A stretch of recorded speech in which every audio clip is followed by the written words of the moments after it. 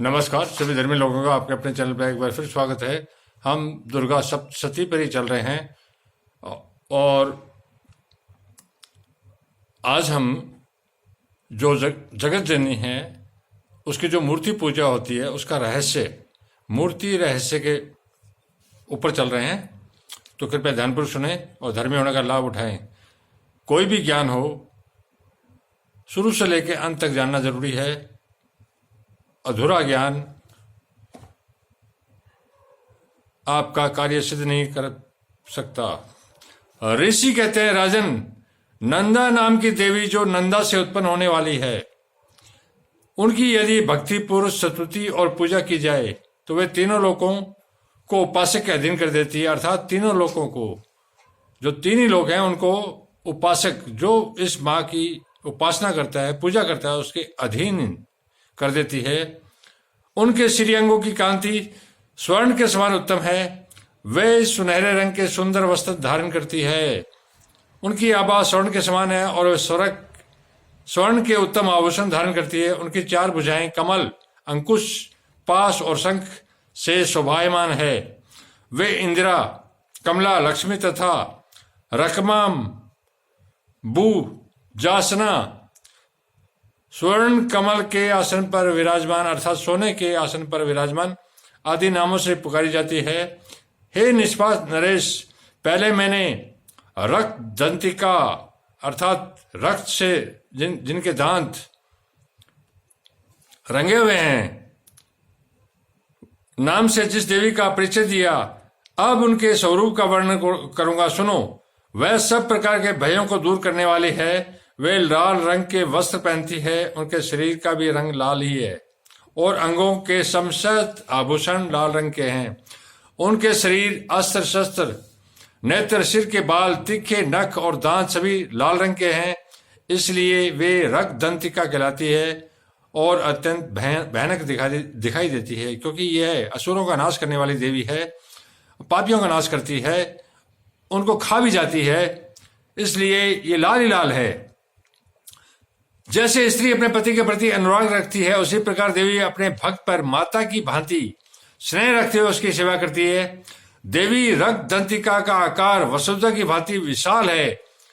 उनके दोनों स्तन मेरु पर्वत के समान है। वे लंबे चौड़े, अत्यंत स्थूल और बहुत ही मनोहर है। कठोर होते हुए भी अत्यंत कमनीय है तथा पूर्ण आनंद के समुद्र है। संपूर्ण कामनाओं की पूर्ति करने वाले दोनों स्तन देवी अपने भक्तों को पिलाती है। अर्थात ये माँ पूरी दुनिया का दूध उत्पन्न करती है, क्योंकि हम उसी के बच्चे हैं। इसी के दूध से हम जीवित हैं, पहले भी और आज भी आने वाले समय में। वे अपनी चार भुजाओं में खड़ग, पानपात्र, मूसल और हल धारण करती है। ये ही रक्त चामुंडा और योगेश्वरी देवी कहलाती है। इनके द्वारा सारा चराचर जगत व्याप्त है।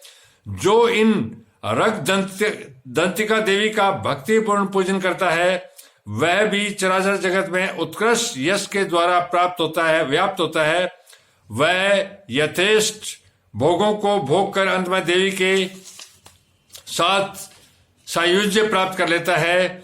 जो प्रतिदिन रक्त दंतिका देवी के शरीर की स्तुति करता है, उसकी वे देवी प्रेम पूर्वक संरक्षण रूप सेवा करती है, अर्थात उसकी सुरक्षा करती है। ठीक उसी तरह जैसे पतिव्रता नारी अपने प्रीतम पति की परिचर्या करती है। शाकंभरी देवी के शरीर की कांति नीले रंग की है। उनके लोचन नीले कमल के समान है। नाभि गहरी तथा त्रिवली से विभूषित, उदर मध्य भाग सूक्ष्म है। उनके दोनों स्तन अत्यंत कठोर, सब ओर से बराबर ऊंचे, स्थूल तथा परस्पर सटे हुए हैं। वे परमेश्वरी कमल में निवास करने वाली है और हाथों में बाणों से भरी मुष्टि, कमल, शाख समूह तथा प्रकाशमान धनुष धारण करती है। वह शाख समूह अनंत मनोवांछित रसों से युक्त तथा भूख, प्यास और मृत्यु के भय को नष्ट करने वाला तथा पल्लव, मूल आदि एवं फलों से संपन्न है। वे शाकंभरी, शताक्षी तथा दुर्गा कही गई है। वे शोक से रहित, दुष्टों का दमन करने वाली तथा पाप और विपत्ति को शांत करने वाली है। उमा, गौरी, सती, चंडी, कालिका और पार्वती वे ही हैं। जो मनुष्य शाकंभरी देवी की स्तुति, ध्यान, जप, पूजा और वंदना करता है, वह शीघ्र ही अन्न, पान और अमृत रूप अक्षय फल का भागी होता है। अर्थात वह इतना प्राप्त कर लेता है अक्षय फल पूजा करके, क्या वो कभी खत्म नहीं होता। भीमा देवी का भी वर्ण नीला ही है। उनकी दाढ़ी और दांत चमकते रहते हैं, उनके नेत्र बड़े बड़े हैं। स्वरूप स्त्री का है, स्तन गोल गोल और स्थूल है। वे अपने हाथों में चंद्रहास नामक खड़क, डमरू, मस्तक और पान पात्र धारण करती है। वे ही एक वीरा, कालरात्रि तथा कामदा कहलाती इन नामों से प्रशंसित होती है। ब्राह्मणी देवी की कांति अनेक रंग की है। वे अपने तेजोमंड के कारण दुर्गर्षु दिखाई देती है। उनका अंगराग भी अनेक रंगों का है तथा वे चित्र विचित्र आभूषणों से विभूषित है। चित्र, भ्रमण पाणी और महामारी आदि नामों से उनकी महिमा का गान किया जाता है। राजन, जगन माता चंडिका देवी की मूर्तियां बताई है, जो कीर्तन करने पर कामधेनु के समान संपूर्ण कामनाओं को पूर्ण करती है। यह परम गोपनीय रहस्य है, इससे तुम्हें दूसरे किसी को नहीं बताना चाहिए। दिव्य मूर्तियों